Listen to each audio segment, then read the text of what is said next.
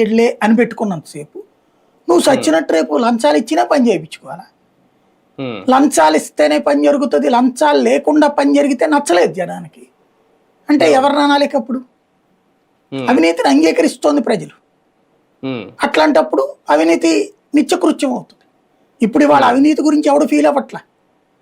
ఇవాళ ఓవరాల్ ఈ సినారియోలో కనబడుతుంది ఏంటంటే తింటే తప్పే ఉంది, ఎవడైనా తింటాడు అనే ఒక సహజ సిద్ధమైనటువంటి సూత్రానికి జనాల్ని తీసుకురావడంలో మీడియా వీళ్ళు కలిసి సఫలమయ్యారు. ఇప్పుడు ఇక అవినీతి అనేది ఇష్యూ కాదు.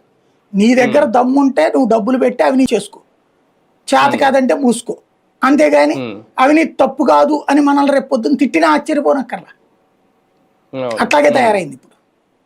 కానీ ఒకటిసారి ఈ అరెస్టుల్లో జైలుకి వెళ్ళిన తర్వాత నాయకులను చూస్తూ ఉంటే మళ్ళీ వాళ్ళు పార్టీలో కొనసాగుతారా లేదా అన్నట్టుగా ఉంది. ఇప్పుడు ఓకే, కొడాలి నాని గారు వెళ్ళలేదనుకోండి ఇంకా జైలుకి, కాకపోతే ఆయన ఆరోగ్యం క్షీణించింది, వలంనేని వంశీ పరిస్థితి, పిఎస్ఆర్ ఆంజనేయులు గారు కూడా కోర్టుకు వెళ్తున్న సందర్భంగా ఆ వీడియోలు చూపిస్తూ ఉంటే ఆయన ఫస్ట్కి ఇప్పటికి ఆయనలో చాలా మార్పు వచ్చేసింది. ఇప్పుడు నెక్స్ట్ కాకాని ఎలా ఉంటారో, ఇప్పుడు 14 రోజులు రిమాండ్ తర్వాత ఎలా ఉంటారో అనేది కూడా ఒక డౌట్. అంటే ఒకసారి నాయకుడు అనేవాడు జైలుకి వెళ్తే ఇప్పుడున్న పరిస్థితిలో తర్వాత ఆయన ఆరోగ్యపరంగా ఎలా ఉంటారు, బయటకు ఎలా వస్తారని ఒక డౌట్ ఉంది. అంటే ఇది ఒక లెసన్, ఇలా ఇలా ఉంటుంది మాతో పెట్టుకుంటే అనేది చూపిస్తుందా?